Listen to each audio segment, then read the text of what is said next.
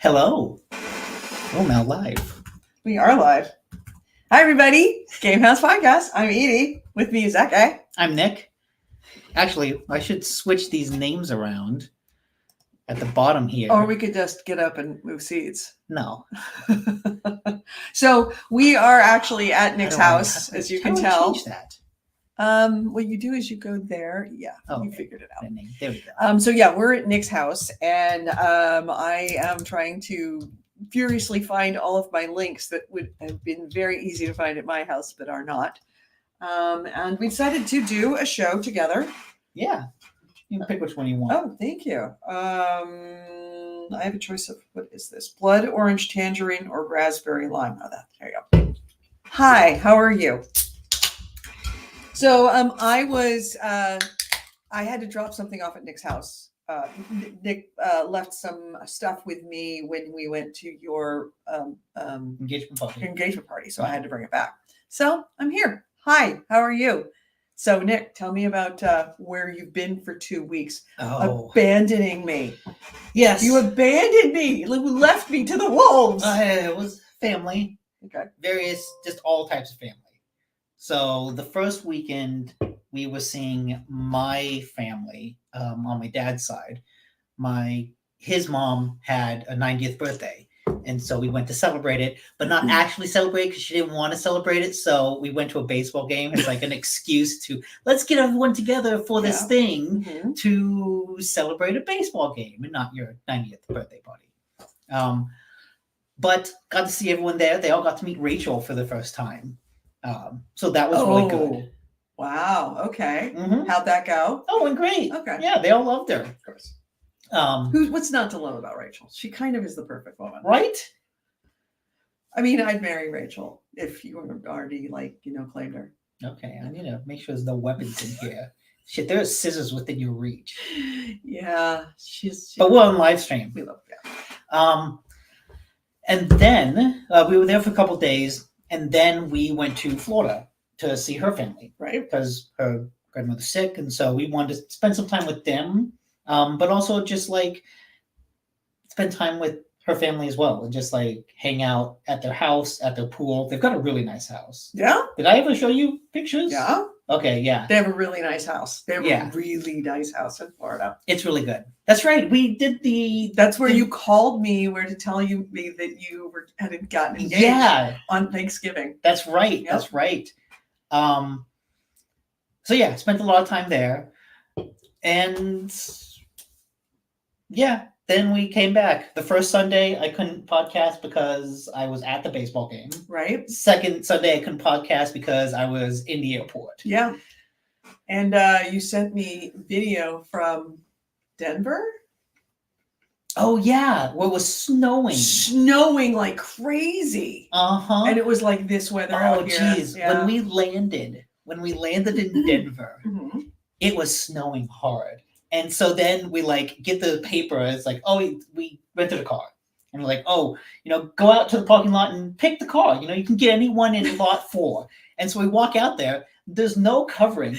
All the cars are covered in snow. And it's like they're just lumps. It's like, which lump do you want? It's like, this one, I don't know. Open the door. Can I see keys? No. Close. Open this one. Can I see keys? Yes. We're taking this one. So it's just the first car. And did you actually have a jacket and were prepared for snow or anything like that? Yes, okay. we had jackets, which was doubly annoying because in Florida it was 80 degrees, so we had to pack for both extreme temperatures. So yeah, jackets and shorts in our bags. Parkas and shorts, parkas and flip flops. Yeah. But Denver weather is fucking weird. Yeah. I think weather here is weird. It was snowing like crazy for one day, and then the next day, not only does it not snow and it's sunny, but the ground is dry. It's not even after it rains wet. It just disappeared. Yeah. That dry mountain air just absorbs all the water instantly. As soon as it's made available, it's gone. It's like nature's gaslighting you. Did I dream that? We didn't snow. Why would you think that? The grass isn't Snow even in wet. April? No. What's wrong There was with like a you? foot. You're saying there was a foot of white on that tree, on that car? Well, look at it now. There's not even a drop. So I'm glad to have Yes. you back. I missed you. I miss podcast. I missed you guys. Yeah. It's kind of weird looking up here and not seeing you. Like I'm not sure I where mean, to look. I'm right here. I know. Yeah, I know. Do we look like this? And do we have that conversation like this? That's weird. That Yeah. would be very strange. just No, talk that. I think we have to have the conversation. No, about we that. can ignore that. We can ignore that. Oh, we should actually So, look at comments. yeah. Who's here? We got AC Wraith. Actually, Are you allowed to use links at Nick's house, or are you forced to use the open tabs?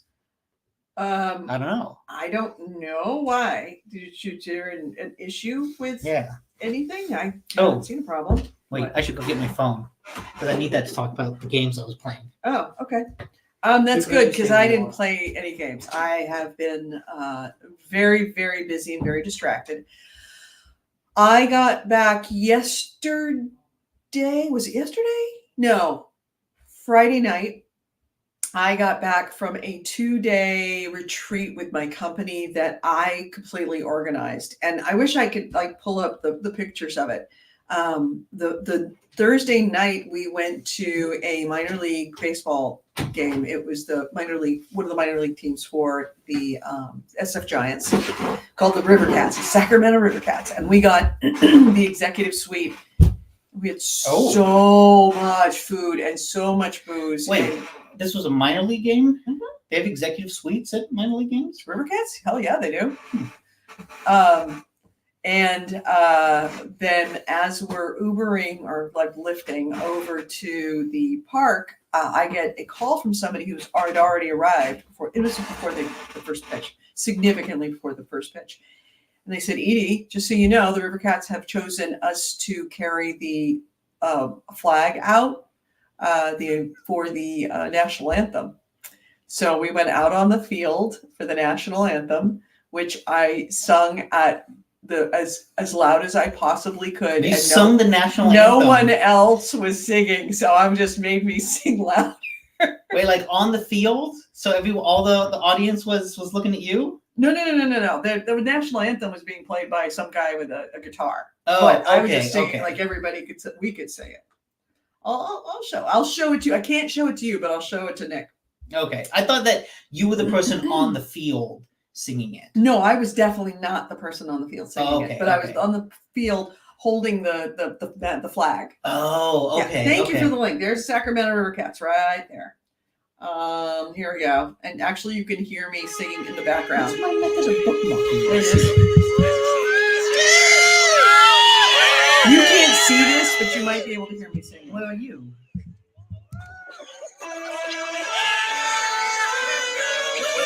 No. That's me. They're all laughing. Oh, you would.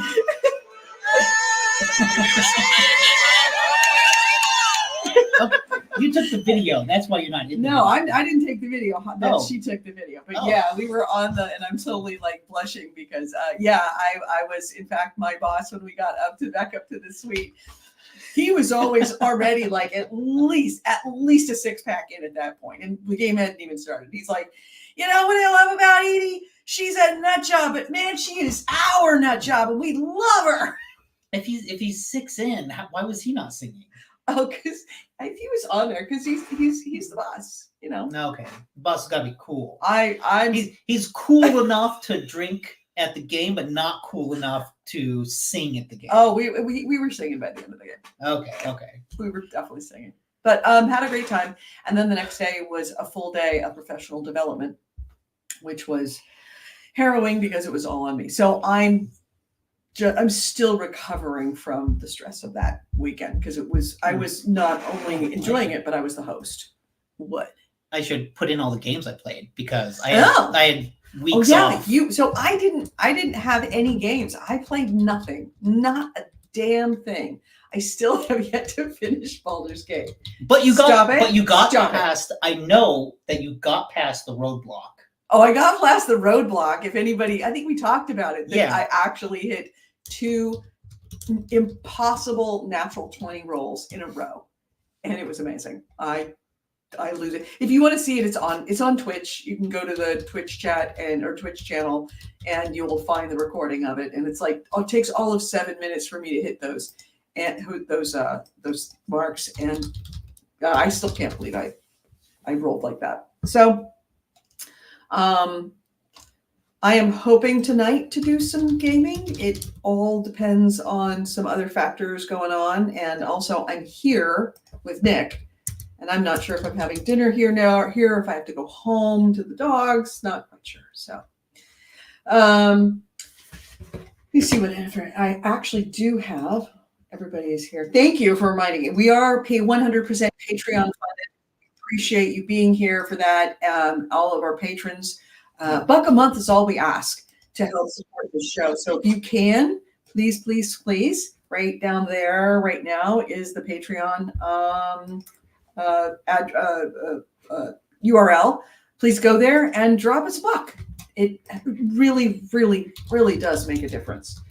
Let's see. EC Ray says, because of Nick's method of bookmarking, I figured. Yeah, what's this method of bookmarking? What are you you calling just me put out up tons on? of tabs. No, I actually have my own computer right here because of Nick's method of tab. He was like, "Oh no, we could use the same computer." I'm like, "No." What's wrong with my method of having all the tabs open? I actually take notes. I actually put the notes aside in his own document. Okay. What do you have? Let me see this. Well, I mean, I didn't have a chance to do it because convenient. Right, but this is how I do it. I have put it all in here like this. See, I've actually taken notes and pulled them apart so that I can actually order them properly. I have my tabs ordered in an order. Mm-hmm. So do we want to actually start the show? Like the music and all? All right, let's do that. This is going to be so weird, actually, me playing it. Yeah, let's see. I can go to brand. But now here, we're going to have to hear it. So yeah, hopefully that's not going to make a horrible. Where's the music? I've got it. No, I've got it. No. I'm putting this in. Which one is it? Which one is it? Keep going down. It's right there. Oh, but don't play it because we have to close this because we're going to hear it from there and then you feedback. Okay. All right. So let's start the show. This podcast discusses video games, modern culture, and technology. And these podcasters are big fat potty mouths. If you're younger than 18 or are easily offended, please stop this podcast now. Oh, and your mom says to take out the trash and do your homework.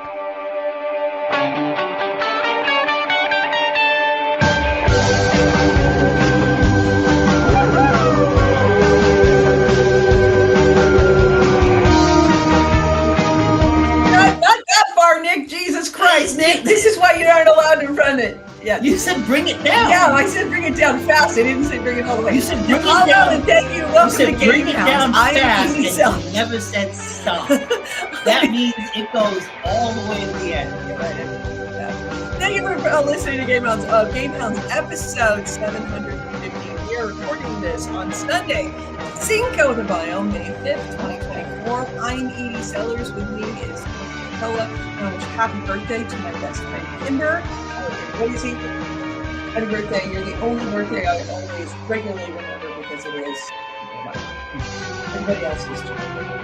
So hi everyone. I'm hoping that you actually are hearing our voices over the music. I'm not quite sure if it's all being cut out, but thank you for listening. And so all right, now Nick,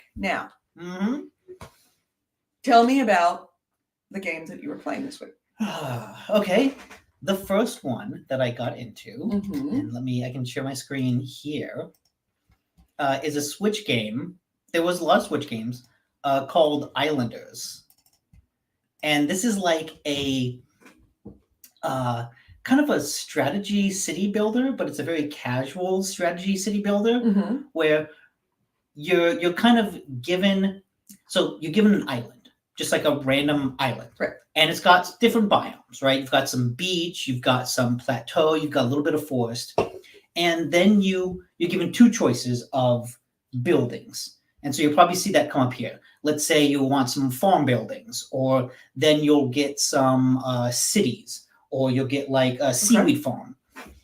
depending on where you put them, you get points. Mhm. So you put like the seaweed farm thing, the arm that will build it, and then you get let me just on my head a little bit. There we go. And then you get seaweed, and for every piece of seaweed you put next to the farm, you get a point. Right now, he's putting down a lumberjack. Mhm. If you put a lumberjack down next to a bunch of trees, you get a bunch of points, as opposed to putting them, On a field. Yeah, on a somewhere with no field. trees. Yeah. Right now, he's got a field, and you want to put the field next to a farm. And if you put a field next to a farm and other fields, you get more points.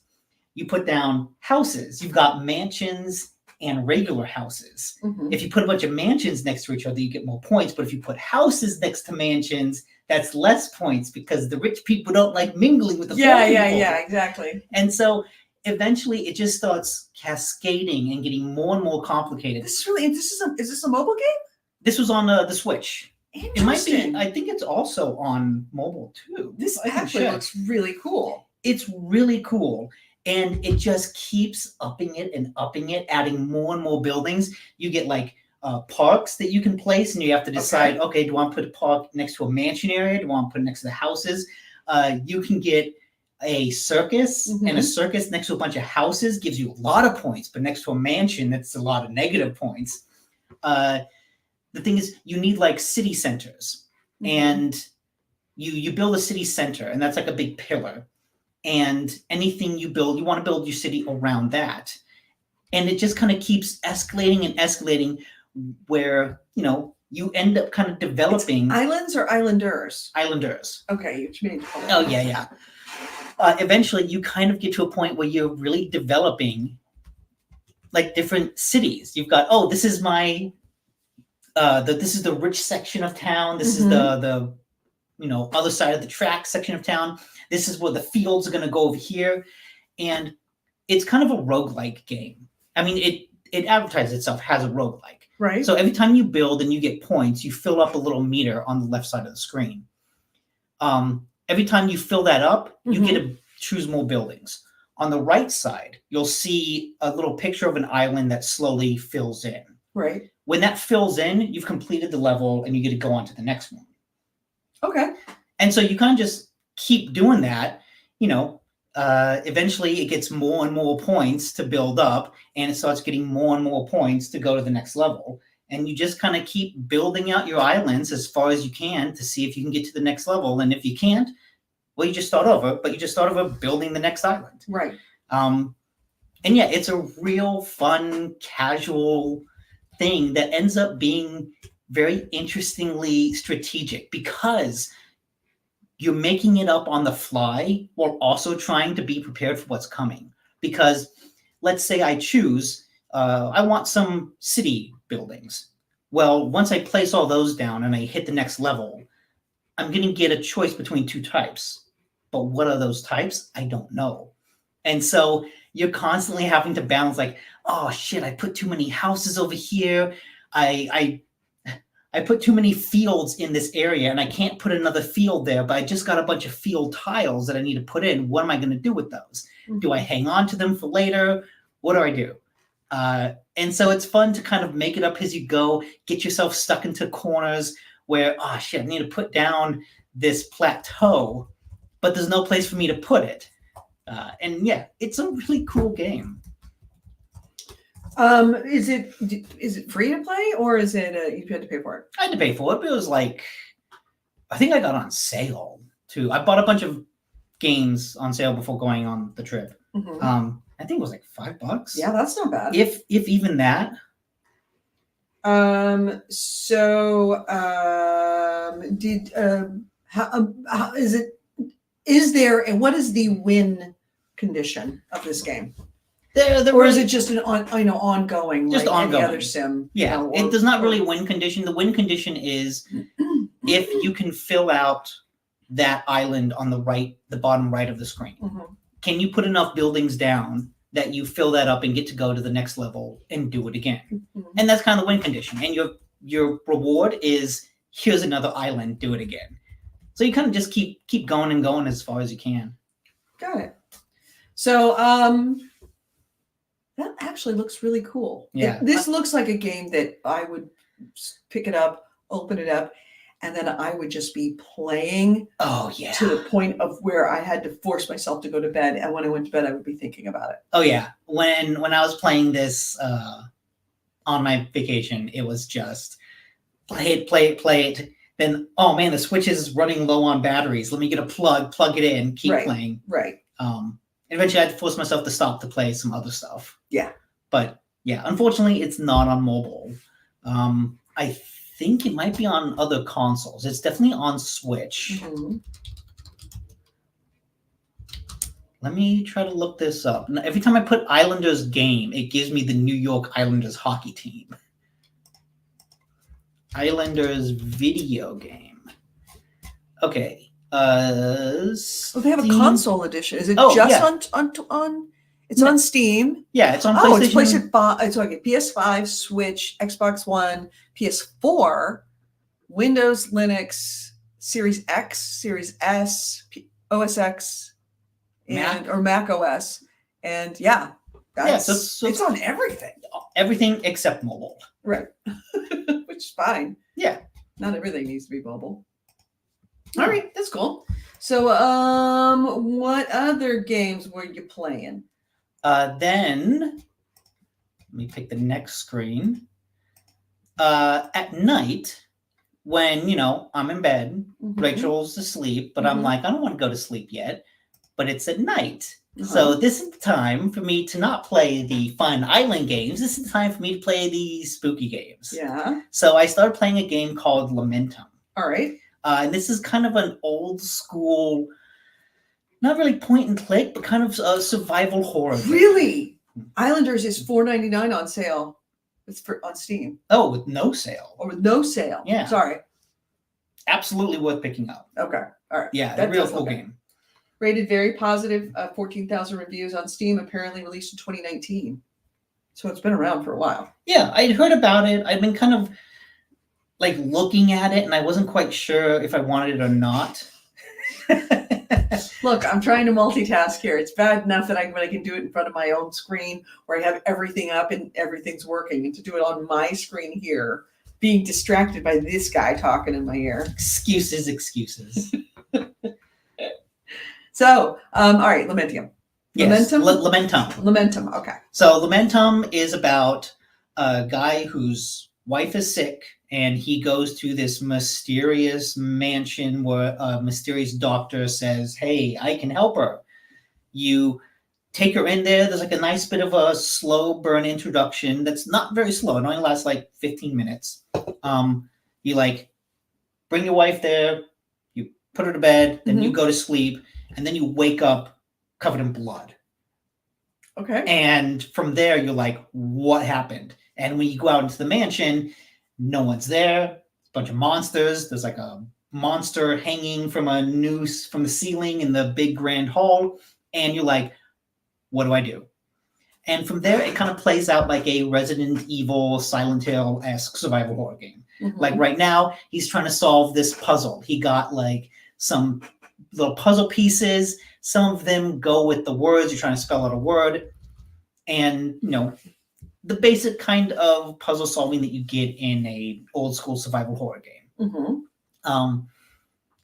And then it's a good one of those. That's the surprising part, is that it's not necessarily really difficult, but it's got a good creepy vibe to it. The pixel art does a really good job of just being ugly and nasty. Like when you see all this stuff in the way, you're like, oh god, that's icky.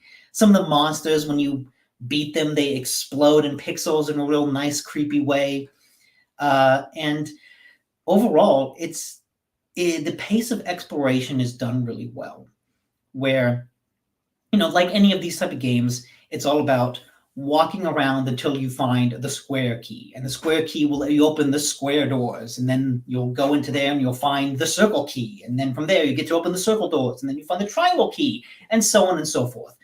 And it's a good one of those because as you explore the mansion, it's not too big, but it's big enough that you kind of have to think, okay, wait, what was in this room? What was in that room? Mm-hmm. Like, it's just a good bite-sized version of these games. And so it's kind of a perfect one for the Switch because You can choose to restrict the saves so that you can only save for the number of ink ribbons you have, similar to a Resident Evil. Mm-hmm.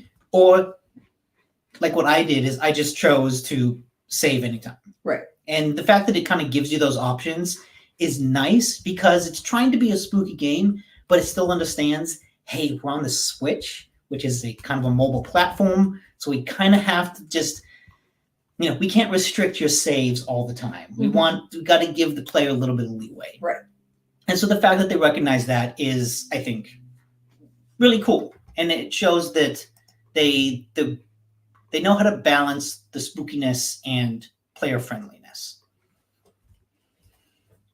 So what is this on? Is this also on Switch? This was on Switch. I played it on Switch, but I believe this is available on all the same platforms, right? Mhm. I've seen it on PlayStation, and part of me thought about buying it there because I'm more likely to play it. But yeah, I think it's available everywhere. Yeah, everywhere that Islanders is.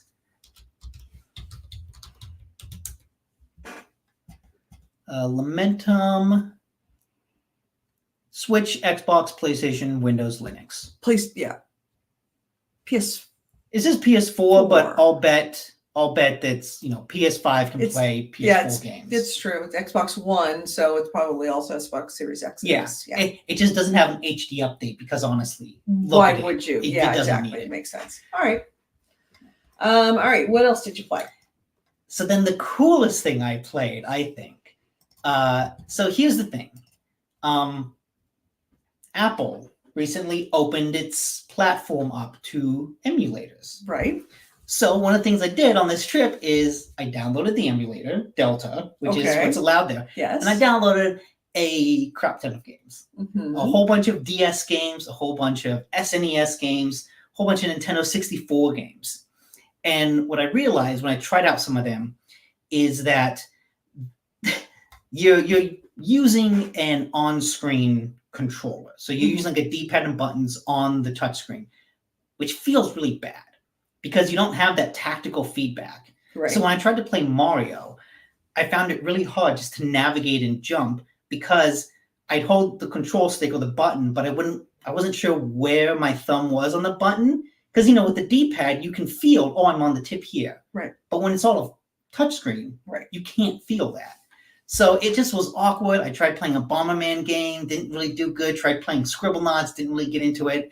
And I thought, okay, what if I get like a good turn-based tactics game?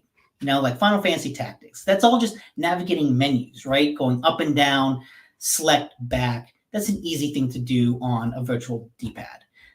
So I downloaded a bunch of tactics games, and I chose one to play that I hadn't really heard of before. And I thought, I'm going to try this out for an hour just to see what it's like.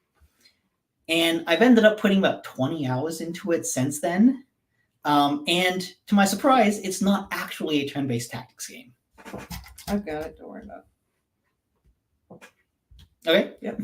Yeah. I started playing Ogre Battle 64, which is a ROM version of the Nintendo 64 Ogre Battle game. And I had heard of Tactics Ogre, but not Ogre Battle. But I guess this was kind of an RPG series that was big, in the 64 and PlayStation and Super Nintendo era. But it's kind of fallen away now.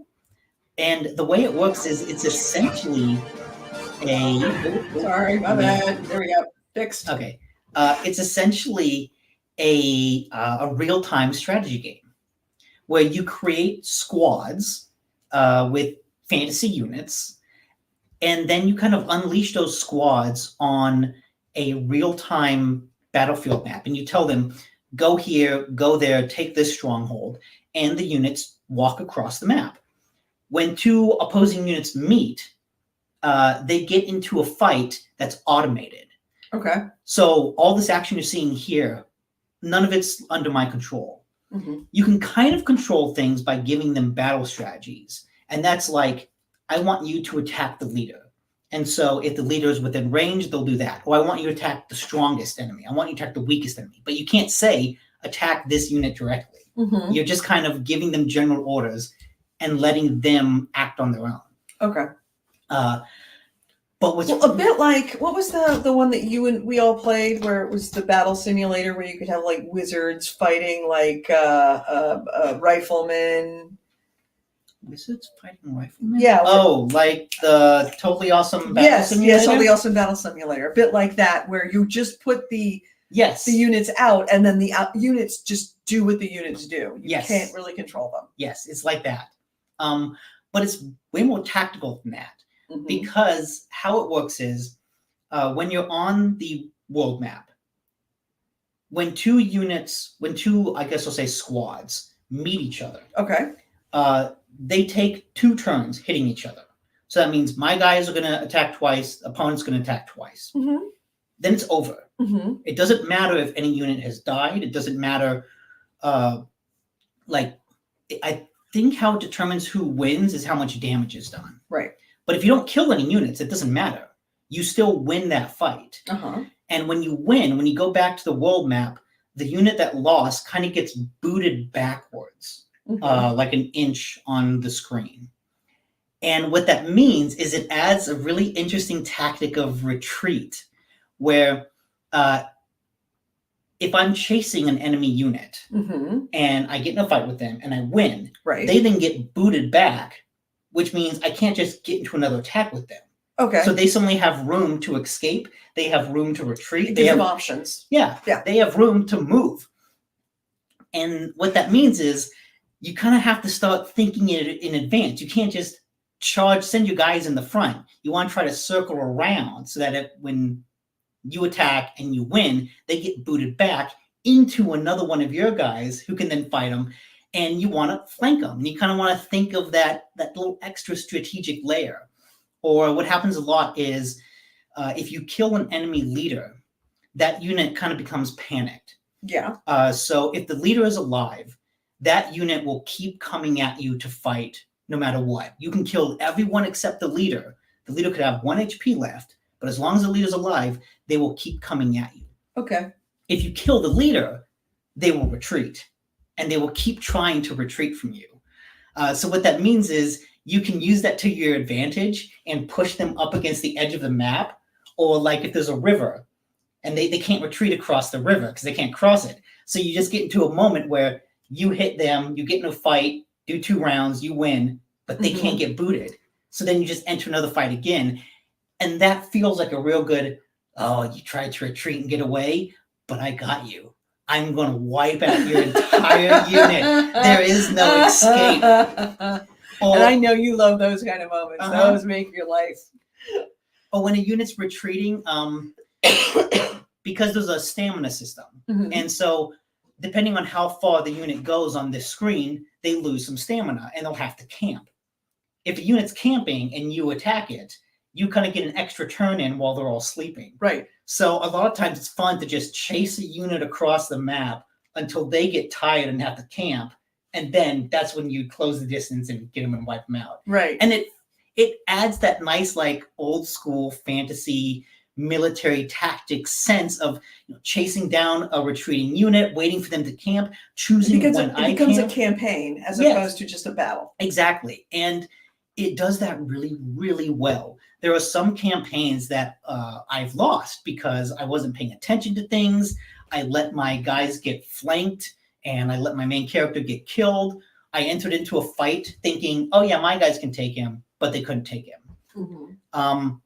If your base gets taken, you automatically lose. Mhm. So I made the mistake of sending all my units forward while one of their guys circled back and took my base. And it's like, oh, God damn it. That sucks. But yeah, it's a shockingly great tactics game. And what I realized too, eventually I had to look online, Mm-hmm. look up a walkthrough, because this is from the era where there's not a lot of tutorialization.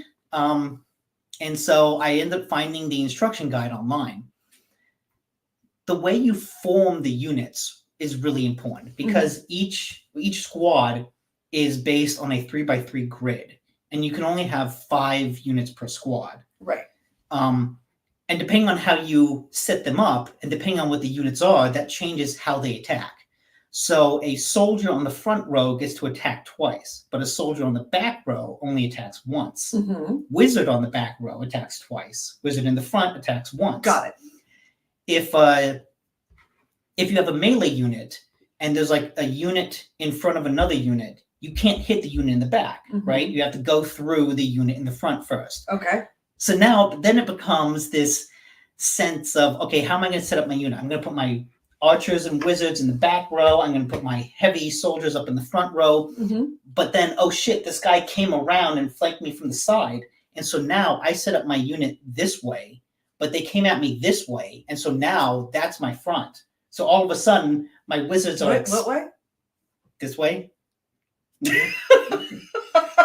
Because... Where's Gully? Where is Gully when we need him? That's what happens to your wizards. When your flank gets exposed, all of a sudden I become like a 12-year-old boy. All right, so but yes, this game is really cool. Awesome. And what's also awesome is since it's on the emulator on iOS, I'm playing it on my phone, which means it's dangerous because I have access to it at all times. So I'm at work and I'm like, you know what? Maybe I can just boop, boop, boop, boop.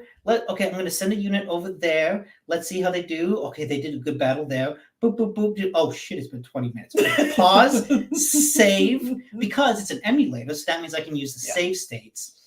Normally, the game only lets you save at the beginning of a campaign. Right. But because it's an emulator and save states, I kind of save scum through the battle. Nice. So, yeah.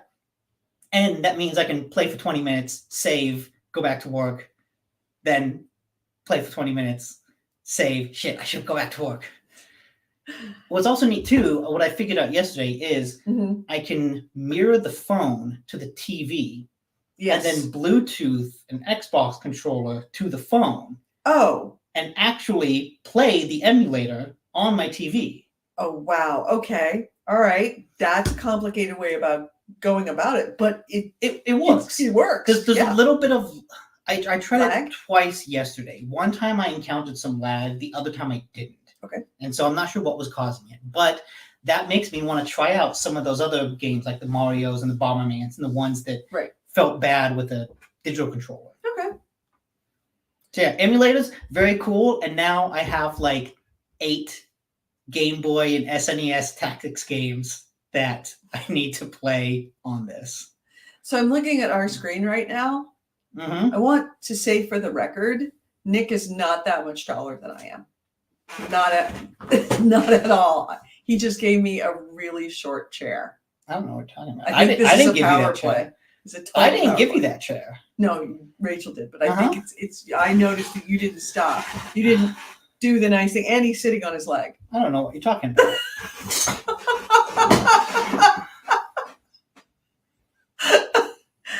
Nick's not that tall. Oh, let me increase the back on this chair. There we go. My God, no! This this is not. Look at that. This like is three heads as high. Absolutely not. Okay, you know, just to make you feel better, I will slouch a little bit. Let me come you down. can always just lower your damn seat. No, it's at the perfect height for working. No. There we go. Okay, I'm not gonna touch it. It's fine. It's fine. So, what else did you play? That's it. Okay.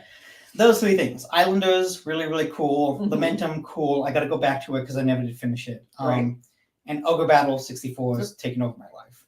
Right. Although I did play some Dragon's Dogma 2 last night, and yeah, that game still remains really, really awesome. Good. Oh, I'm about to witness live. Oh, the jumping at the door handle. Jumping at the door handle. Mm-hmm. Yep, it's about to happen. I know this is riveting for you, but this is about. It's not actually close. You got to give him like another 5 minutes. Okay. So, shall we hit the news? No. No, I'm. You're not Open. running it. You're not good at this. AC Wraith says, I'm on a free chair we recently got after getting sick of our old busted one. Yeah. It's not meant for wide people like me. Oh, that sucks. But yeah, why would you? It sounds like you had a busted chair that you just used over and over again. Yeah, this is. What? Get a new chair. Yeah. Yeah. Should we send you a chair? We can send you a chair. I think you were talking about a chair last episode. Oh, Well, last episode I was on. Yeah, 2 episodes ago. Yeah, no, it was the CRT. He finally got. Oh, his that's new right, the monitor. CRT. Yeah, you got the new monitor now. So, Okay, he's got. Okay, so he no longer has the CRT. Yes. Okay. No, I'm sure he has the CRT, but he no longer needs to use the CRT. Okay, good. AC Wraith, you're slowly replacing all your old broken stuff. Hi, Jupe. Hi. Mm-hmm. I noticed the shepherd's nowhere to be seen. He's behind the couch. Oh, okay. Hi, Shepherd. He- Hi, Shepherd. He ran back there the moment the doorbell. Hi, Jupy. How are you? Jupiter.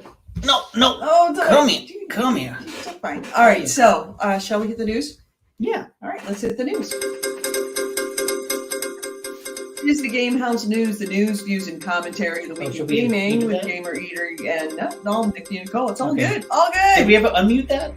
Yeah, we've unmuted it. Okay, good. Otherwise, they wouldn't be talking to us. Oh, that's true. And our first item is You want me to do it? yeah. Okay. Oh, what should we start with? Let's start with some fun stuff. No, let's start with the whole Helldivers thing. The Ah. Helldivers thing is massive. It's, okay. Massive! Okay. Here's the thing. It's big news, but it's also not the big news. The bigger news is just God. Okay. So for context, Sony is now requiring Helldivers players on PC to link their Steam account with a PSN account because they want everyone to be on the PSN account. They want everyone to be trackable through PlayStation's services instead of Steam's and PlayStation's. So that turned into a whole brouhaha because all the PC players revolted against this and were like, "We can't do this. This is absurd. Why were you not doing this before? You can't just bring this out of the blue. I'm going to return the game. What about the places where PSN isn't available? Blah, all this stuff. And here's the thing. I want to be sympathetic to them because in some cases, it is genuinely unfortunate.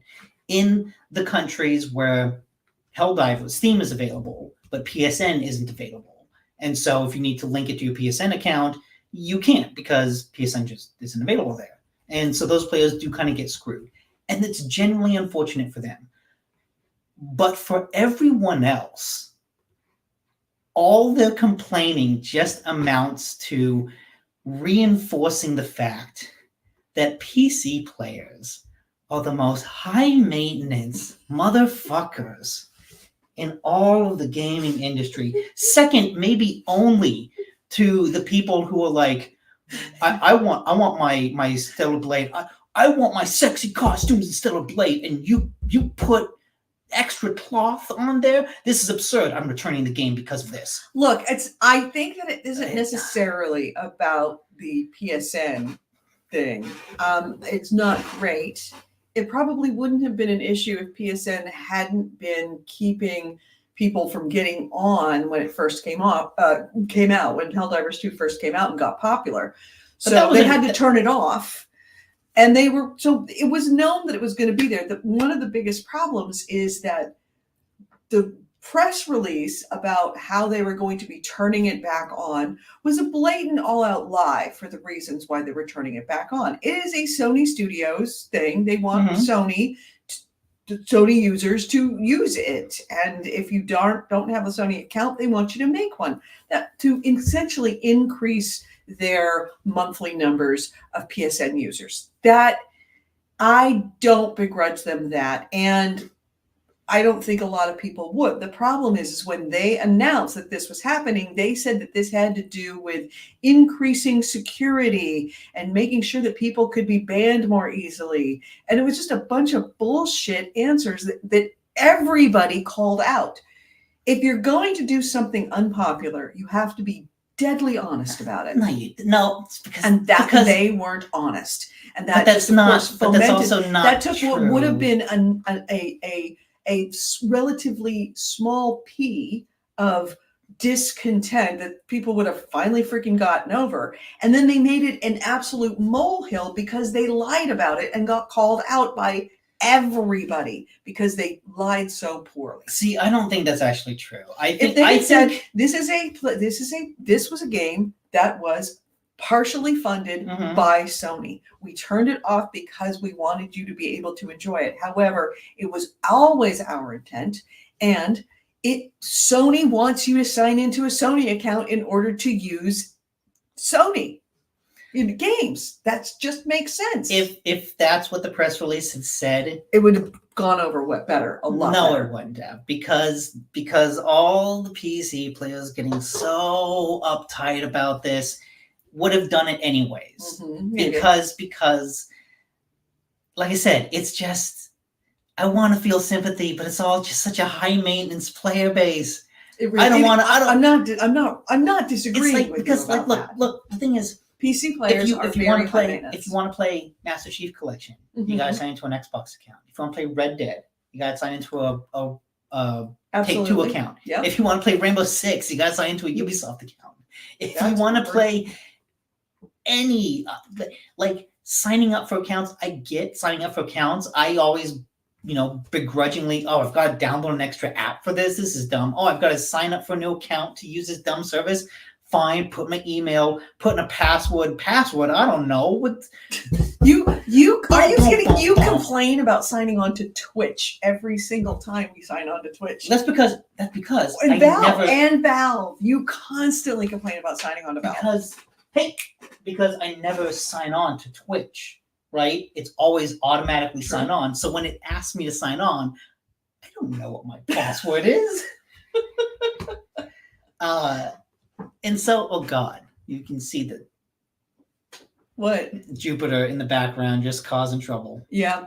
And so like the whole idea of how dare they ask this of us? How dare they ask us to create this account when like almost every other publisher on the PC platform does the same thing?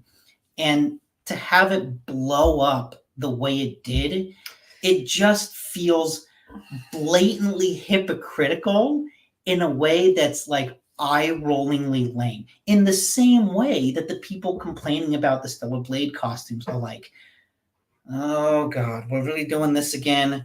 Like, we really got to listen to this. And the problem is that the PC is actually a big platform for Helldivers 2.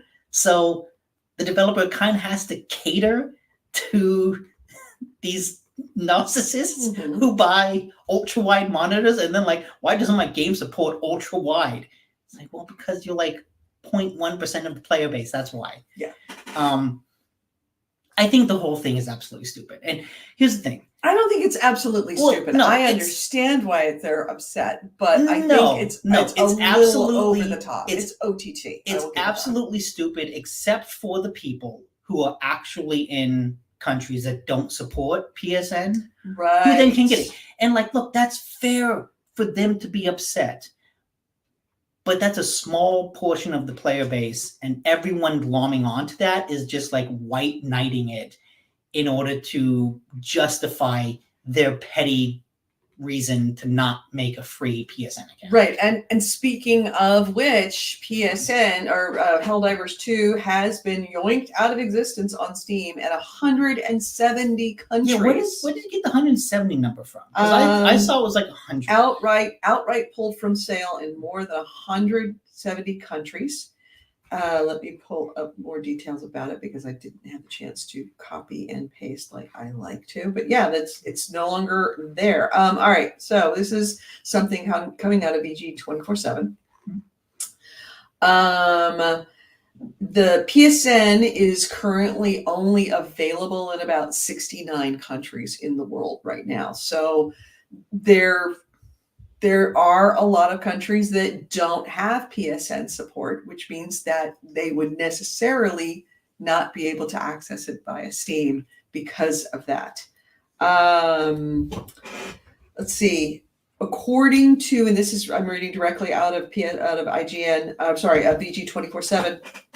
According to Deals Wizard Wario64, who incidentally is the best Deals Wizard out there, that's how I got my PlayStation 5.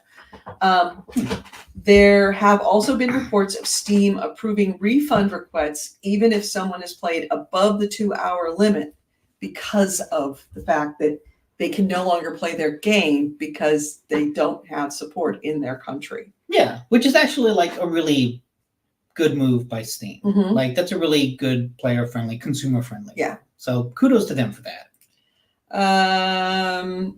Yeah, so I think that's why it's 170 countries that it's no longer available, is because only 69 countries in the world have support for PlayStation Network, which kind of sucks. I'm not gonna lie, Yes. kind of sucks. Here's the thing, though. Like I said, it sucks in 170. Boy, that's a big number, right? That's a big, scary number. How dare they pull it from 170 countries, like the Republic of Congo? Yeah, some of them are Like, ridiculous. yeah, wow. Yeah. Ethiopia. Papua New Guinea. Yeah. Oh, how dare they? There's probably like millions of players in those countries, right? Yeah. I'm wondering what are some of the. I'm trying to see if I can see this. Yeah, there's a list, and look, it's not nothing, but it's also Afghanistan, not as big Antigua as and Barbados, people make it out to be. Antigua, Albania, Armenia, Netherlands Antilles, Angola, Oh, Antarctica. American Samoa, Aruba. We're going to Aruba. I want to know who's playing in Azerbaijan, Antarctica. Bosnia, Barbados. Okay, we don't need Burkina to. Faso. We don't need to go through the whole list. Yeah, Belize, Botswana. Belarus. Well, the Congo. Democratic Republic of Congo. Congo and Congo. Yep. The Ivory Coast, Cook Islands, Cuba, Egypt. Yeah. See, Egypt, I'm sure there's like Ethiopia. I'm sure there are people Fiji. in Egypt and playing some of it. Maybe. Maybe. Republic of Georgia. The point is, wait, Greenland. Why isn't PSN available in Greenland? PSN is unavailable in Greenland. Anyways, the point is, it's a big scary number that sounds bad, but when you look at the actual list, it's like, okay, these aren't Sri Lanka. That's a big country, dude. Sri Lanka. Yeah, like I said, it's not nothing, but it's also nowhere near as big as the people throwing this out there want you to think it is. Everyone is latching on to this has like, I don't want to make a Sony account. Oh, but it's not because of me. I'm complaining because they're taking it away from these 170 countries. That's why I'm upset. Not because I have to make a free PSN account, but because I'm morally outraged at these other players who cannot play it, which is bullshit. And that's what makes me ultimately come down against all the people complaining, is that it really feels like it's coming from a dishonest place of bad faith. I don't think it's coming from a dishonest place of bad faith, particularly. Okay, no, you're right. It's coming from an entitled and high maintenance place. I think it's coming from maybe a slightly entitled place, but I also think that the developers did not do themselves any favor. I shouldn't say it wasn't the developers who said this. It was Sony, and then forcing the developers and the community managers to echo their message. But it was not a good look to flat out lie. Lazy. It's not just lie, lazy lie. Except if like, you're gonna lie, you've got. Why do people say it's a lie? Because it would give.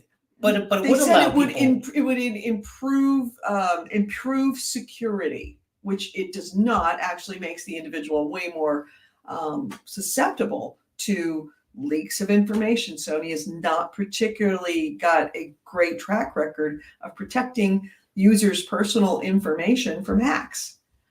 And the fact that they said that it would make it easier to ban people. Yeah, that seems absolutely true. That's not true. They could have banned people from that game anytime. Except if they're all on trackable through a single, PSN interface, then it's just a matter of like, oh, just easier to keep track of people. No. See, that again. Puerto Rico! Who knew? See, again, like that whole complaining, oh, they were lying about making it easier to ban people, lying about increasing security. That feels like the kind of armchair programming that a bunch of angry gamers would put out. Look at that. Yeah, United States minor outlying islands. No one supports those. They're our country, dude. Don't be a dick. No one cares about them. And then there's this one. Oh, yeah. Unknown country.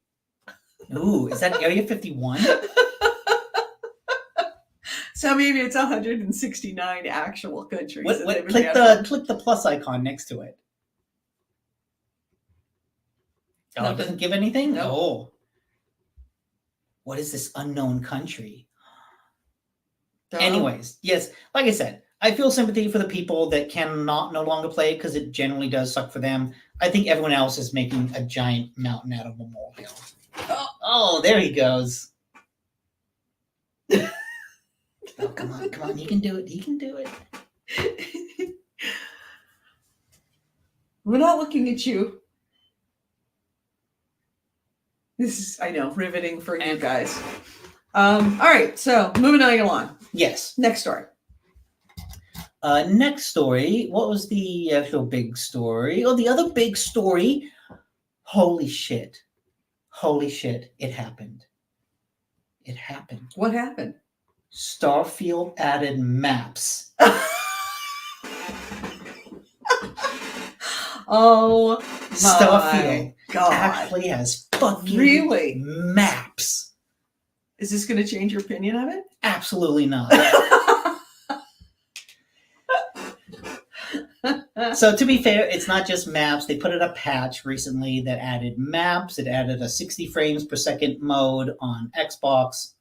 And I think it added other little things here and there. But it was the maps and the 60 FPS mode that were the bigger deal. In the video that they used to promote this patch, they also showed off the Dune buggy. Oh, no. I'll give you... Okay. I'm trying to find... There we go. The Dune buggy. You going to share that? Hold on. I know. What's it called? Pull it up on YouTube. I'll pull it up and you just show it to me. Starfield : May update. Okay. Stand by. The 4 minute and 40 second mark. It's just a very brief flash, but it's like, hey, this is the thing that people have been complaining about. What is it again? Starfield what? May update. But also the thing about adding the maps is that it also really goes to highlight just how utterly empty a lot of those planets are. Mm-hmm. Where you go onto a planet, you open a map, and you can see, oh, there's like 2 things here, and they're all the way off in these other directions. Boy, that's kind of sad. So if anything, it kind of highlights, did they not put maps in there as a way to kind of hide the lack of content on each planet? Was it like trying to be purposely sneaky? Or was it, I don't know what the other reason would be. Okay, this is where we're going to see it, right? Yep, it'll be right around here. Okay. Oh, there it is. Okay, buggy. I mean, not gonna lie, dude, buggy would be really nice. Yeah, it'd be nice. You know what would also be nice? Shit to do. You're not wrong. You're not wrong.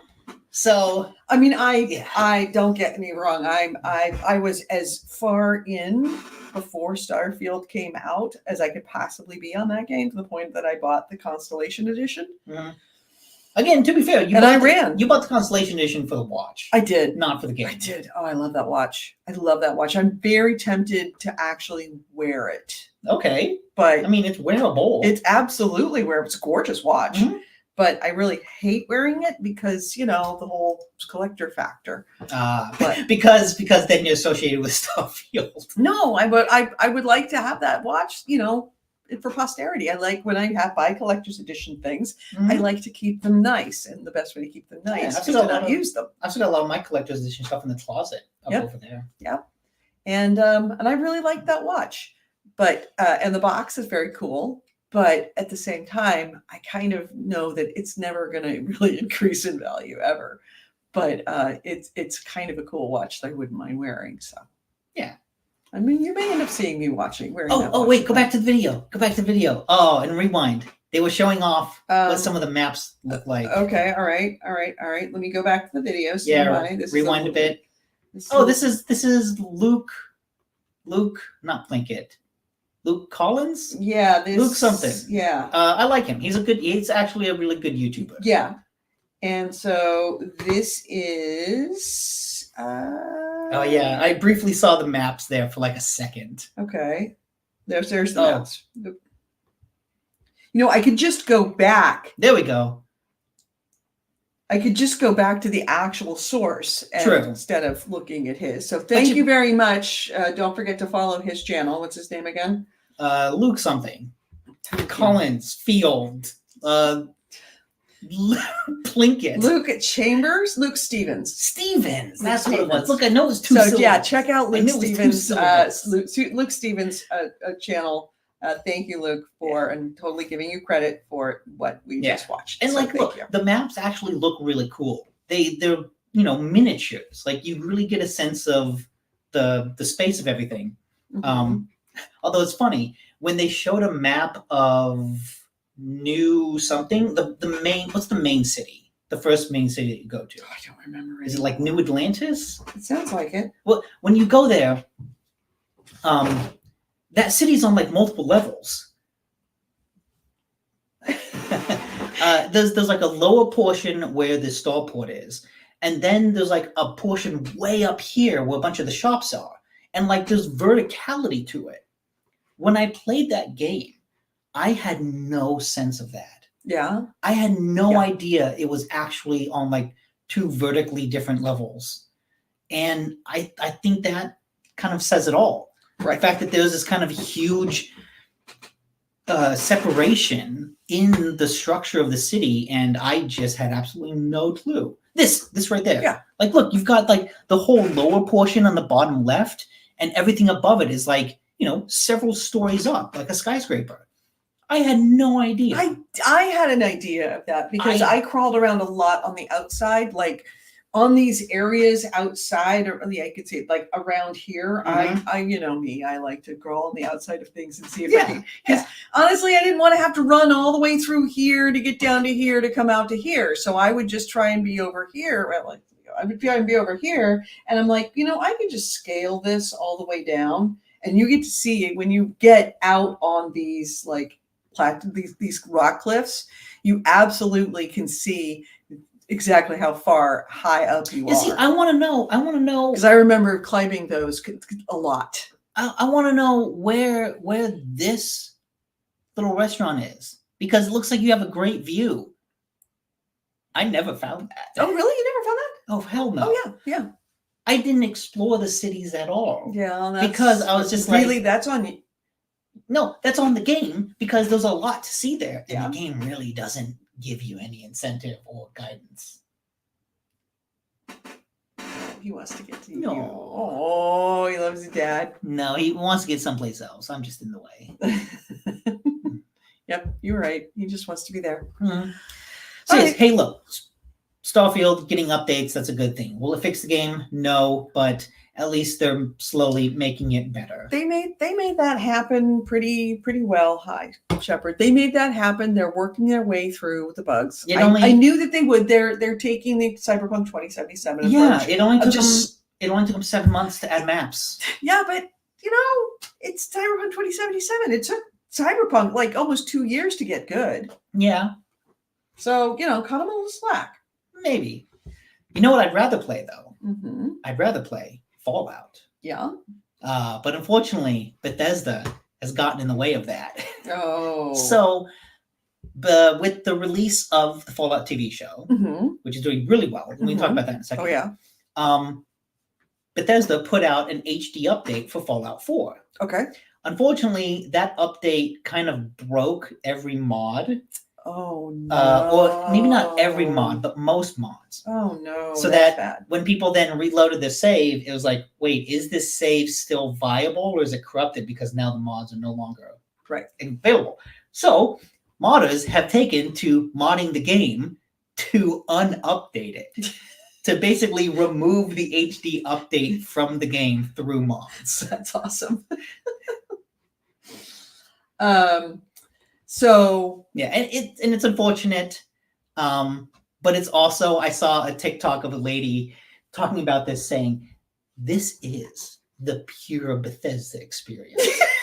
Did you watch the Fallout TV show and get really excited and go like, "I want to play Fallout"? So you download Fallout 4, only to realize, oh wait, can I not play this? Why isn't this working? Why is this so buggy? oh no. Yeah, that is kind of the Bethesda experience. Yeah. So all the new potential players they got from the Fallout TV show have they get the official Bethesda experience. Mm-hmm. Says, was it following Fallout 4's next gen update? Its most popular mods are currently the ones that allow you to get rid of Fallout 4's next gen update. Yeah, pretty much. Which is just painful. And like I, at a moment when the Fallout TV show came out and like is doing really great, this should be a moment of like celebration, and instead it's kind of turned into this moment of, let's jab Bethesda more. Yeah, but it's and it's Bethesda. like This Bethesda, is you what can't catch a break. But it's Bethesda. They This is can't- what it is. they can't catch a break, but also like they're all like self-inflicted wounds. Oh yeah, that's Because true. One of the things that people have started talking about is, boy, the Fallout show is really, really popular, Mhm. and it's gotten renewed for season 2. Right. When's the next big Fallout game? I don't know. No one does. Like, the next big Fallout game is probably going to come Yeah. after the next Elder Scrolls game, True. which is already like 8 years away. Yep, it sure is. At least at a minimum, it's 8 years. And away. so it feels like, what the fuck is Bethesda doing? What is Microsoft doing? That they're like, hey, we've got a TV show coming out. Maybe we could give the Fallout IP to somebody else Mhm. just to make another mobile game. Make a spin-off. It doesn't have to be Fallout 5. They never Make- do that. They make- never Make do that. Fallout This is Tactics Bethesda. 2. No, they would never. And that's never do the that. thing. I They think what should, this but has brought up is that Bethesda has 2 of the most hugely popular IPs, especially now. Mhm. Skyrim was huge. Elder Scrolls was always really big. Fallout was always kind of the other game. But now with the show, I think the popularity of Fallout has passed Elder Scrolls, at least in terms of general mass media knowledge of the IP. And the fact that there's this bottleneck where Microsoft isn't going to be able to make a Fallout game for 15 years, Mhm. like the TV show will have come and gone and be forgotten about by the time the next Fallout game comes out. Mhm. And that just kind of feels like a waste of IP. Didn't they spend $8 billion for Bethesda? Was it 8? Mm, Or was I it thought it 6? was 8. What was it? I will look that up. Actually, you know what? Go chat room. How much did they spend on Bethesda? I thought it was 6, but 8 also seems very. Either way, they spent $8 billion, We'll go with it. and they Go with got it. Redfall and they got Starfield. They'll get Indiana Jones this year, so you know maybe that's something. But it's like, boy, you got a bottleneck at this studio, Yeah. and you could be doing way more with this IP. Right. Why are they making such big games with rising costs instead of lowering the scope in the first place? Especially right now in this climate. Yeah, you do make a good point. Xbox thought Bethesda was worth $10.5 billion at the time of purchase, but they acquired them for $7.5 billion. Okay. Yeah. Like, here's the thing. I haven't finished the Fallout show, but I'm almost done with it. Mhm. But it does make me want to go back, and I actually bought, because, okay, Microsoft may not know how to manage the publishers, but they can manage the storefront. all the Bethesda games are on sale, like for 70% off for this week or last week. So I ended up buying Fallout 3, Fallout 4, and then like some Fallout New Vegas for like $15 Mhm. on the Xbox Live. Right. So now I have them on my console and I can go back to play them. And because it's on an Xbox, I don't have to deal with the update breaking any save files. Right. But yeah, it's hey, they put the games on sale, so now people can play them, and that's good. But All right. they could do more. They could do more, but I have a feeling that Xbox 7.5 billion for Xbox Well, doesn't it really was- rank as it was technically for ZeniMax, Mhm, and so for they got ZeniMax. more out of it. They got than just more Bethesda. out of them. It's Bethesda. Bethesda- And number one and number two is they have locked up quite a lot. They first off, 7.5 billion is a lot of money, but it's not a lot of money for a company of that size and scale. And number two, they are keeping other people and other companies from having Bethesda games. And Well, it's almost like worth it if only for that. maybe not. Let's see how the next few years Right. pan out, Sure, right? sure. Let's talk the same time next year about Starfield coming to PS5. Yep, you're right. Technically with the parent company ZeniMax. All right, so I'll hit a story, if you don't mind, if you're not going to like work all the time there. Okay. Oh, you know what? I didn't get a chance to put up my banner, so I Okay. will Well, go ahead and talk with something. while you're and doing I'm gonna that, put up a banner. I can just talk about the Fallout TV show. Oh yeah, and, go ahead. And the fact that it's a huge hit. Apparently, it's now like the second best show on Amazon behind the Lord of the Rings show, Mm-hmm. and that's huge. Like the show is big enough that it's done what the Last of Us show did, in that it crossed out of the gamosphere and into the general audience.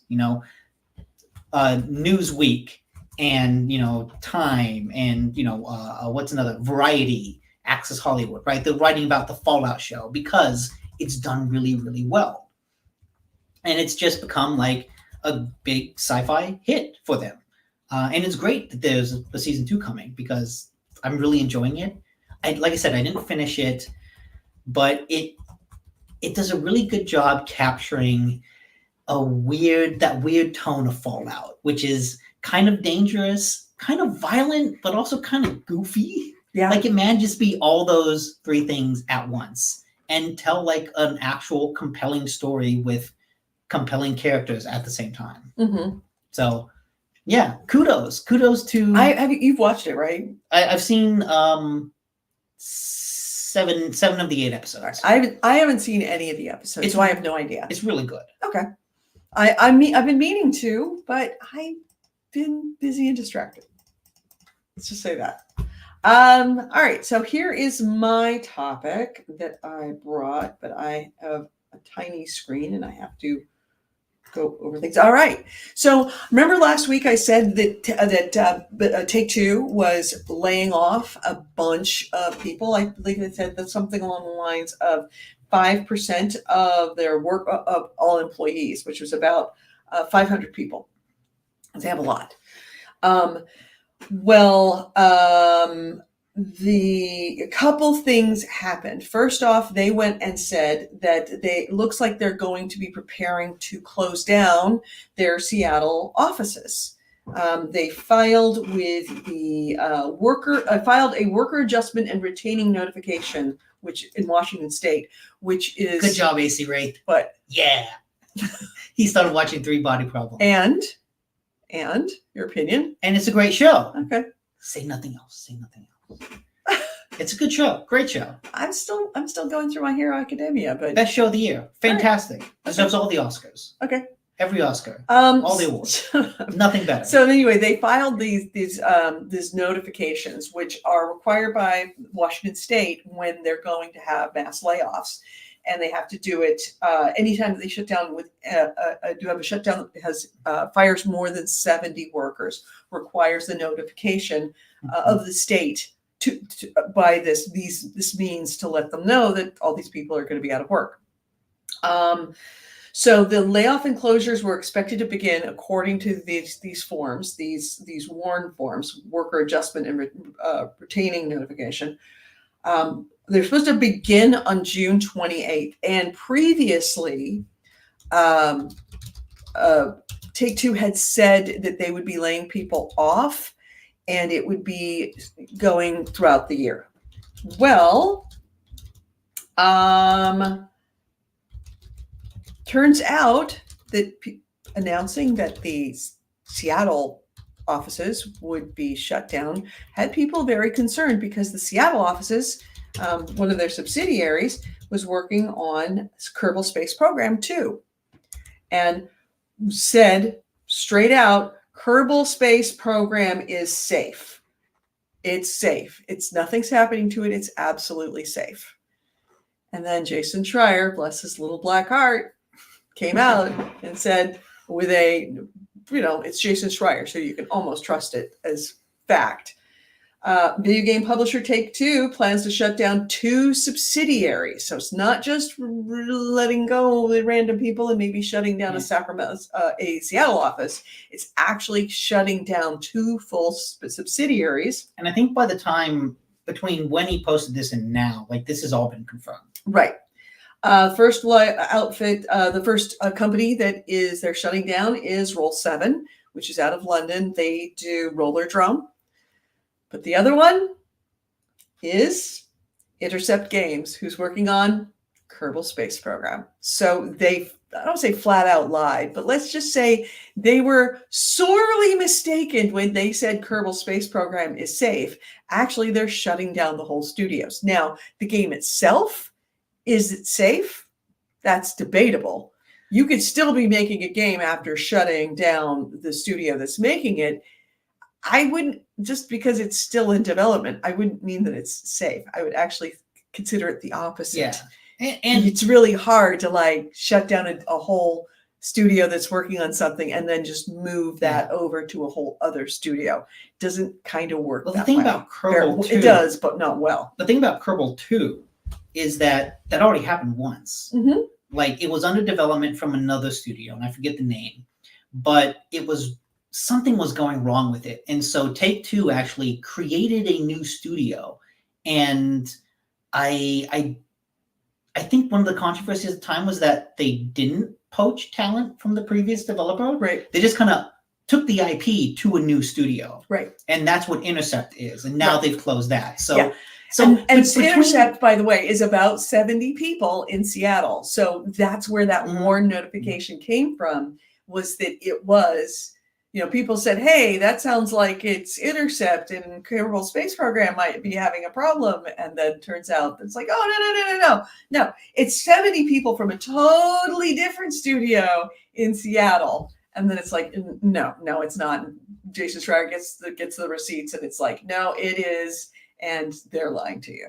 So between these 2 studios, I at least understand Intercept more, because that game seemed to kind of be stuck in this development limbo. So if you're gonna, I guess they haven't technically canceled it, but if you're going to shut down a studio, it makes sense to do it for a game that's already iffy and weird and in a limbo.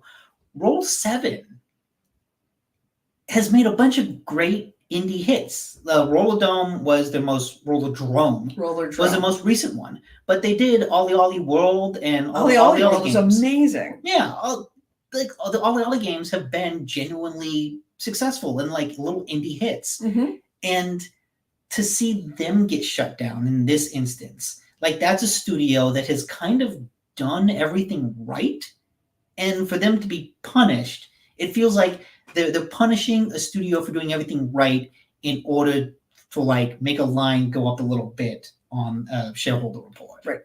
Right. And that's, I think, welcome to capitalism. Yeah, welcome to investments. But it also feels investments and Wall Street. At this point, it really kind of makes you question what is the role of a publisher like Take-Two.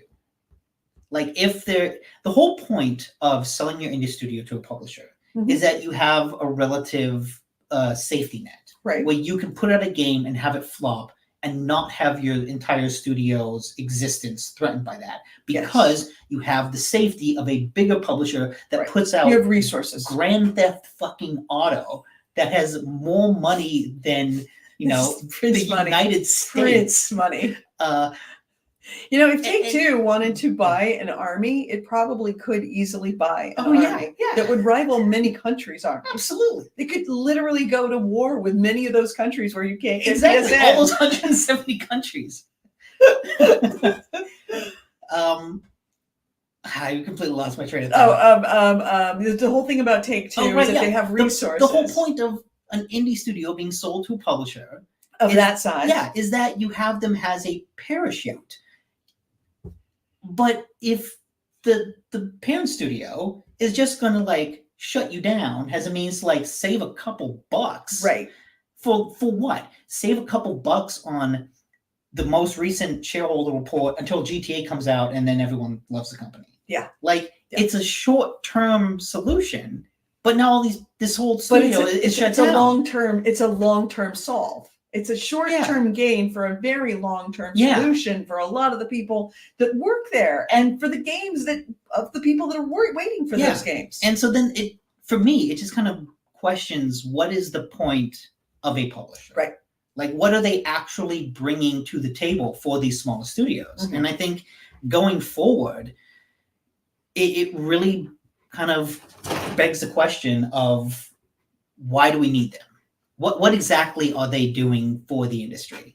They're putting out all these big games, yes, but they're putting out less and less of those big games. Mm-hmm. And at what point do they become pointless? Mm-hmm. Oh yeah, you're showing Jupiter. Can you turn a little bit more? There you go.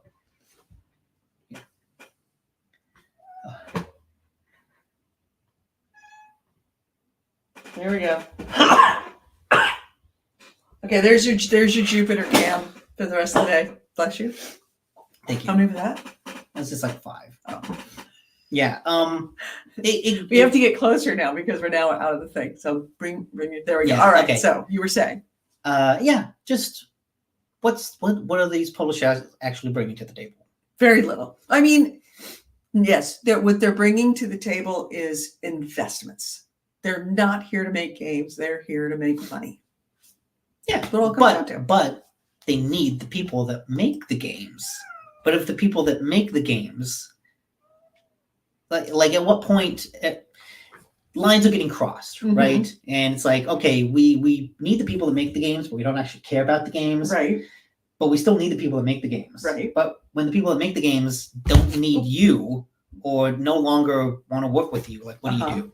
Yeah, and it kind of feels like we're slowly getting to a point where the publishing arm of the game industry is kind of in an existential crisis. I do feel like a lot of the crisis in the games industry is a crisis of big publishers. Yes, it is a crisis of big publishers, because the big publishers are the ones that are going to be publicly owned, and those are the ones that are going to have to see an increase of profits at lots of times high. Yes. High. You want to come over and see me?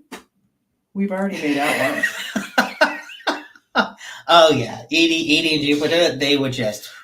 I have a compromising photo. Let's just say that it looks far worse than what it is. We'd left them alone in a room for 5 minutes and we came out to just see them making out. That photo will never see the light of day. I'm going to keep it because it makes me laugh, but you guys will never see that photo.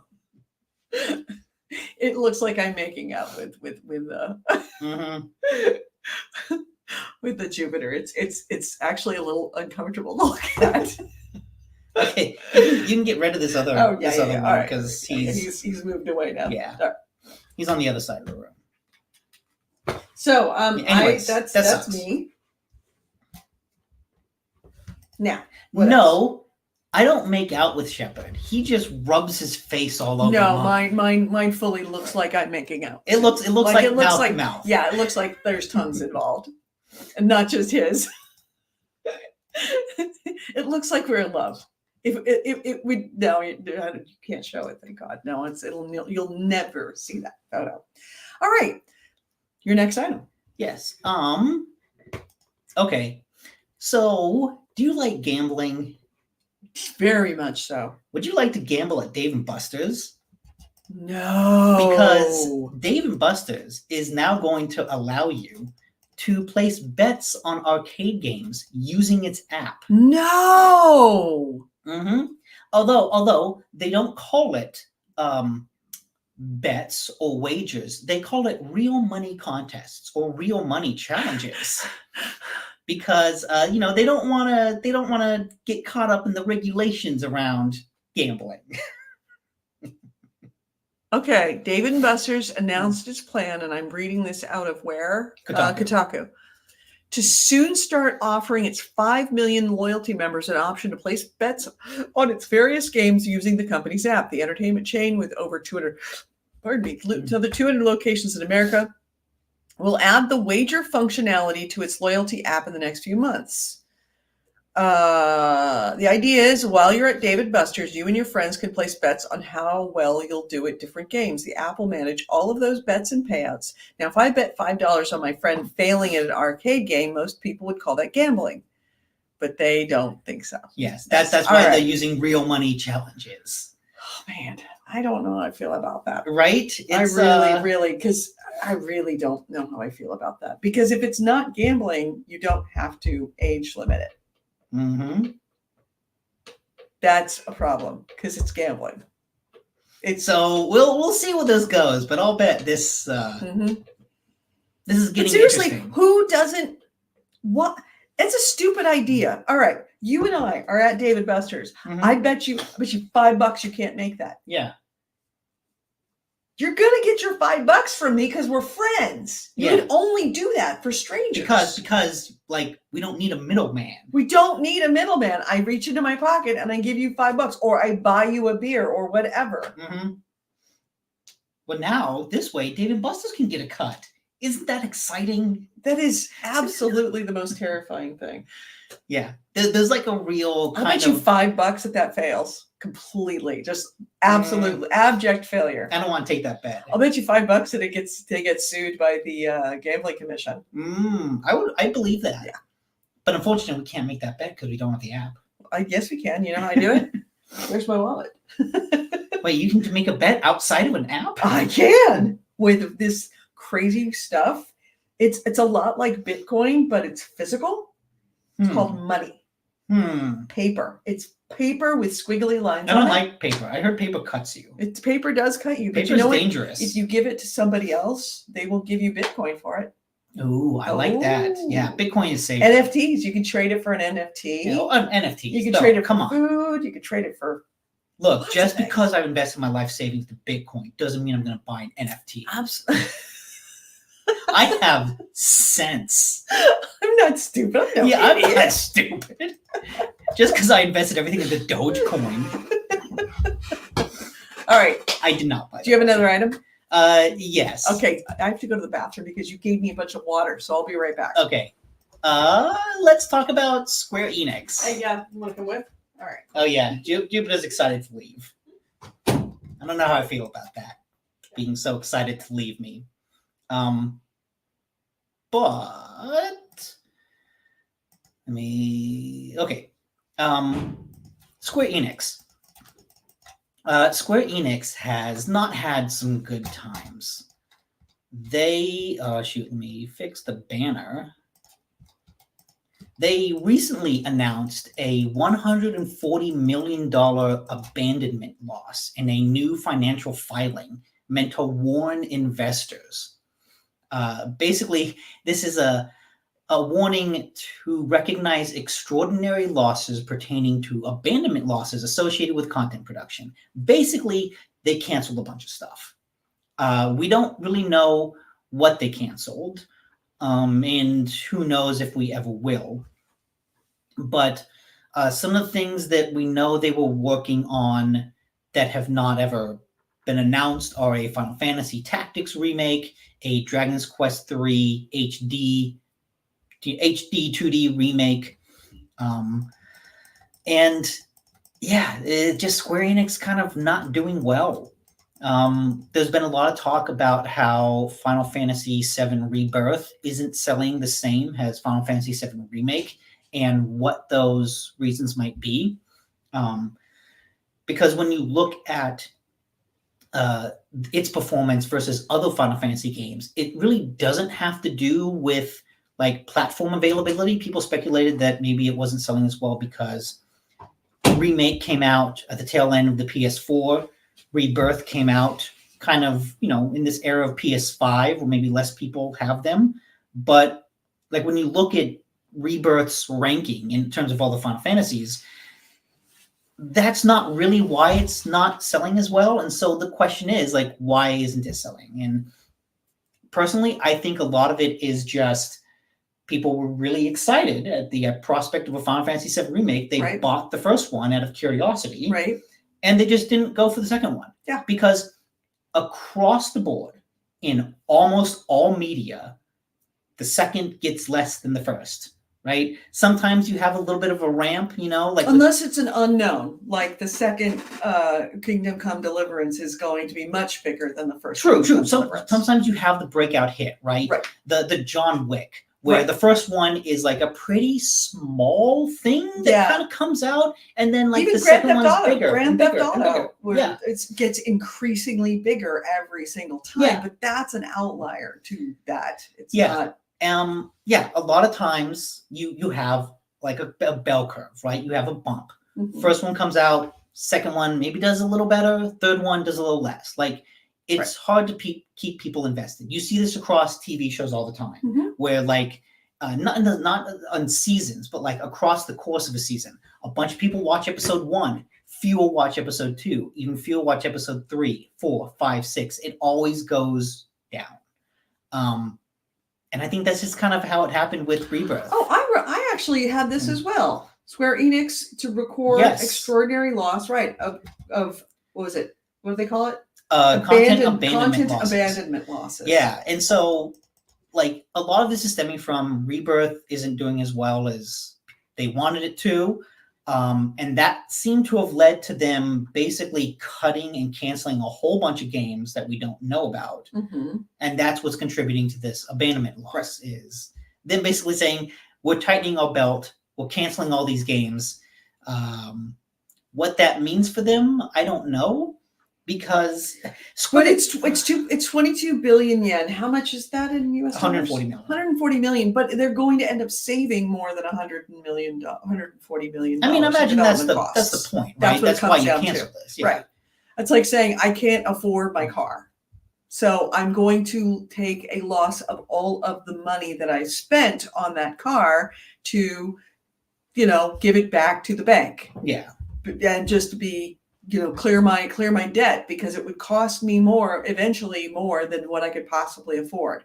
And I just have to consider it it a loss. Take the loss of what I've spent on it already, hoping that eventually I would be owning it in the end.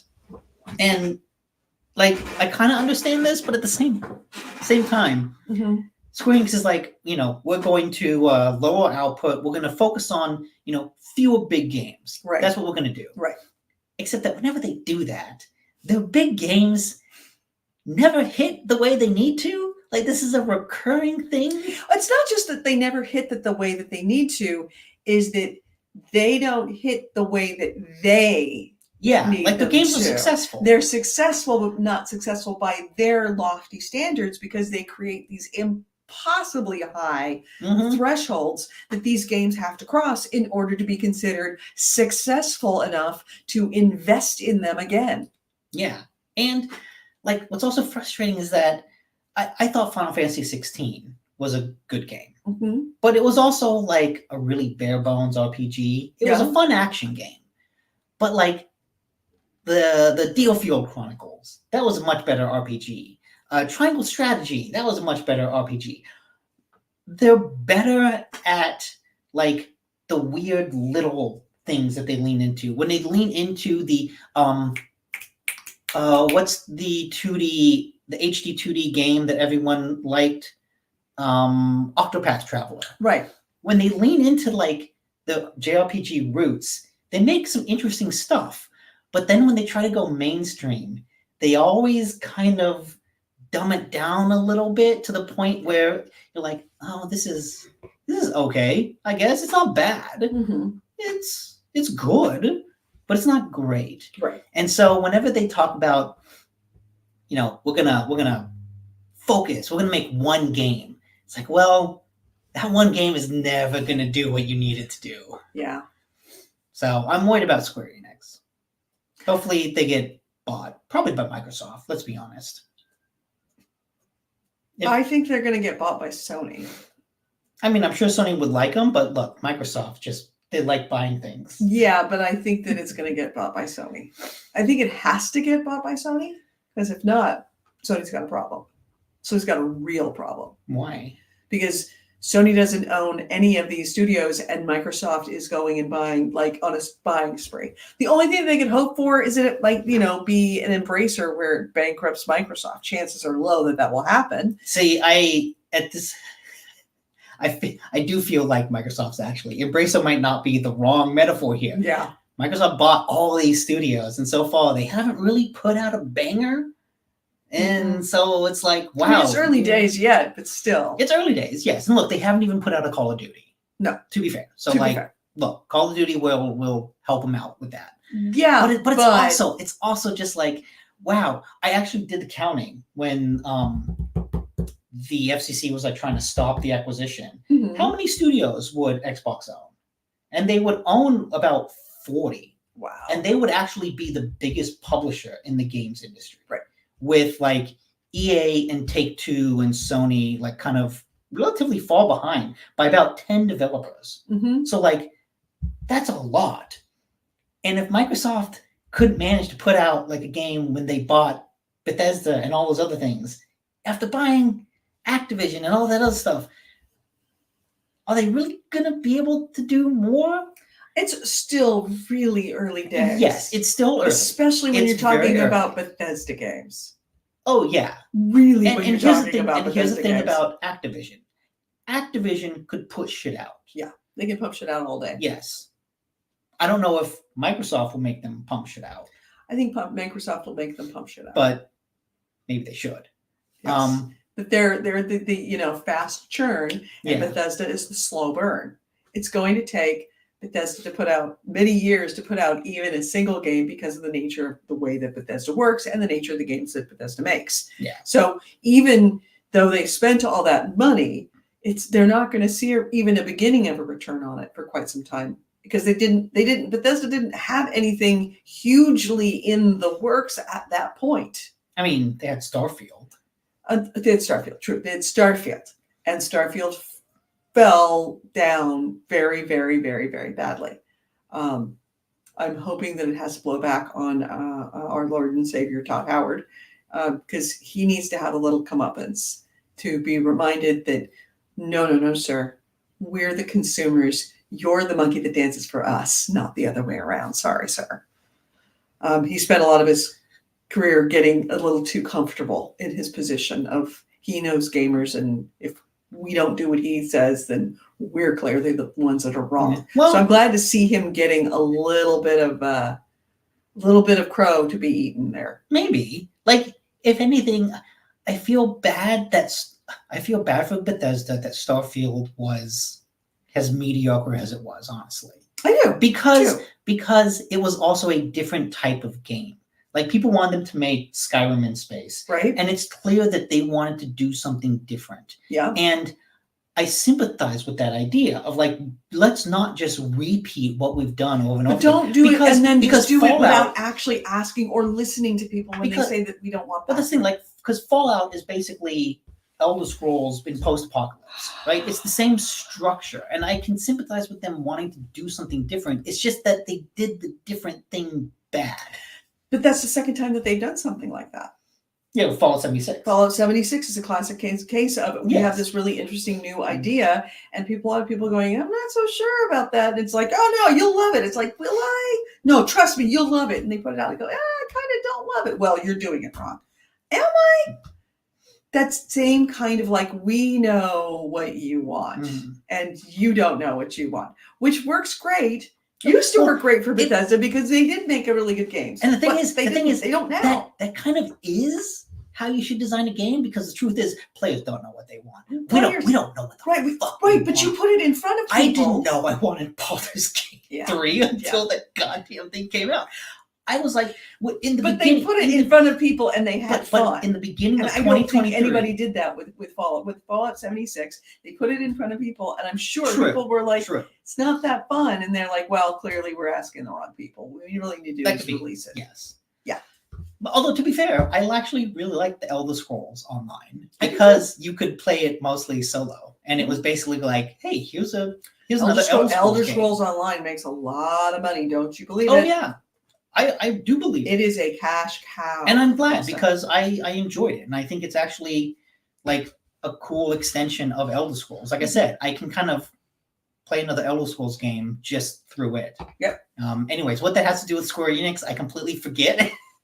We got into, who would buy Square Enix? That's why. Oh, yeah. That is why Sony has to buy Square Enix. Yeah, Sony has to buy Square Enix. Because otherwise, if Microsoft buys Square Enix on top of that, it's going to be really hard for Sony to recover as a publisher. I don't know. Like, already they've put out more, acclaimed games than Microsoft has. Yeah, but they won't be able to if Microsoft actually owns all the games, even if they aren't good. Yeah, we'll see. Yeah. But yeah, Square Enix having a rough go of it. Yep. All right. Anything else? Yes. These are some more fun ones. Okay. Make them quick because I'm starving. Okay. Let me close that. Close that. And the Giants game is about to start. So a streamer who, shockingly enough, is not Doug, made a mod that lets Twitch chat voice Skyrim NPCs. Oh, really? And there's a video here. Oh, okay. All right. Where's it? What's it called? I'll put it up. All right. You put it up, and you just link it, and I'll include. Okay. So it's on here now. I have never made a game mod before. No. Hold up. Did you include the voice so that everybody else can hear it? Maybe. How do I make sure of that? Let's see.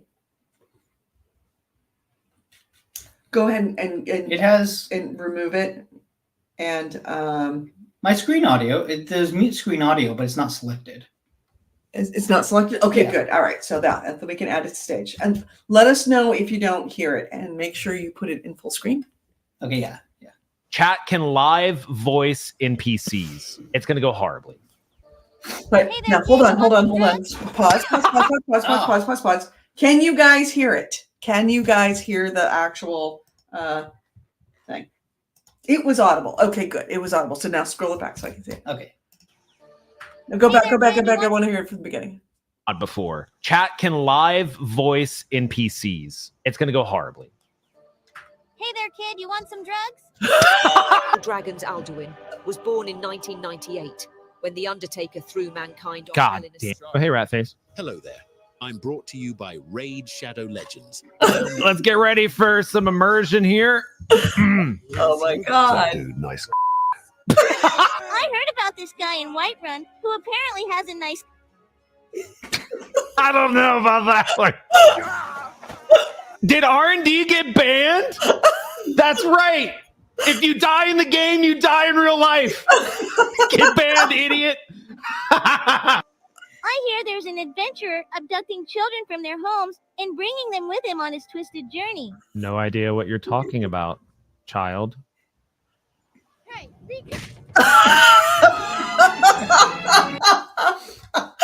Oh my God. Oh, we have to play this. Yeah. So we have to play this with you guys. How awesome would that be? This streamer is named Blurbs. Okay. And I guess he primarily plays Sea of Thieves, and then dabbles in some other games. But on April 26th, he played through Skyrim with this mod.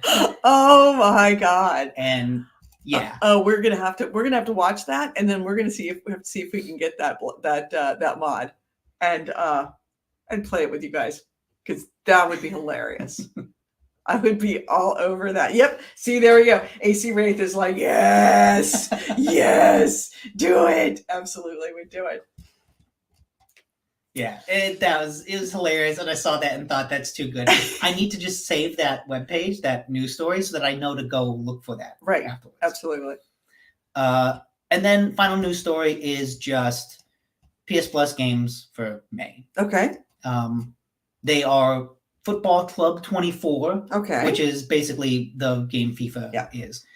Destiny 2 Lightfall, which was their expansion for last year. Mm-hmm. And then more interestingly, Ghost Runner 2, which came out earlier this year and was like kind of a highly promoted PlayStation exclusive. Mm-hmm. So I don't know if that sold as well as they wanted it to, if it's now going free. But that Ghost Runner was a cool game. And then Tunic, which is like a Zelda-inspired adventure game. I am very much interested in Tunic. Tunic was pretty cool. Yeah. And yeah, that's kind of all for that. Right. I don't know what's coming out on Game Pass this month. I know it's a bunch of games, Right. but I don't have the list in front of me at the moment. Well, we'll figure it out. Mm-hmm. All right. So anything else before we close out this show, Nick? Oh, honestly, it was just a second yes to the question of audibility. Oh, okay. So you wouldn't want to play that with us, is what you're saying? Come on. You know you would. And I can't imagine anybody not wanting to do that. So, all right. Well then, there we go. Since there's nothing else to talk about and I'm starving, and can you take that banner off for me? Oh, thanks. Yeah. Since I'm starving and I'm tired and I want to get something to eat and there's nothing else to talk about and I'm over here with Nick, everybody have a great Cinco de Mayo. Yes. And let's close this out. You're listening to GameHounds. GameHounds episode, well, what? 715. We recorded this on Sunday, May 5th, 2024. I'm Edie Sellers. With me is Nick DiNicola. Ways to get a hold of us. What? AC Ray says the Game Pass games was right above it in the Discord.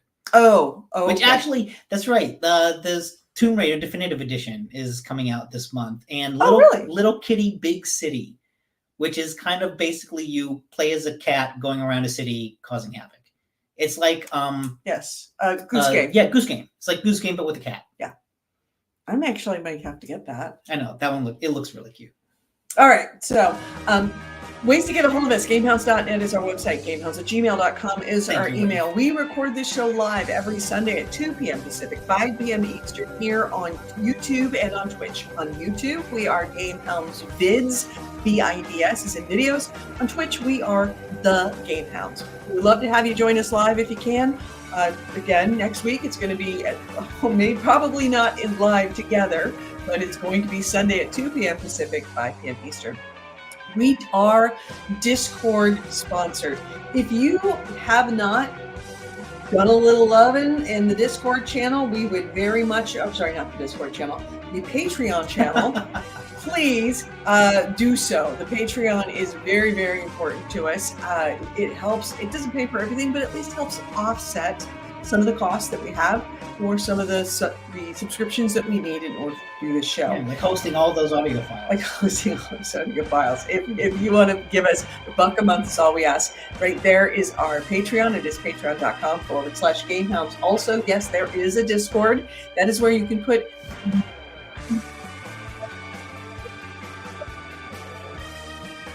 actually play a game in there. Lots of interesting stuff. I'm actually finding myself in Discord more often these days. So please join our Discord if you ever want to get a hold of us or play with us or just talk to us, or or talk to other people in the community. Again, that Discord channel the link is right below us. And I can't think of anything else. Always hide your lovin' behind a paywall. You might get blackmailed by a cat pic. Yeah, no kidding. All right, everyone. Have a great week. We will talk to you next week. Bye, C-Ray. Thank you for being such an amazing link bitch and making sure all of the links are here and also keeping us honest. Yes. Have a good one. Take care.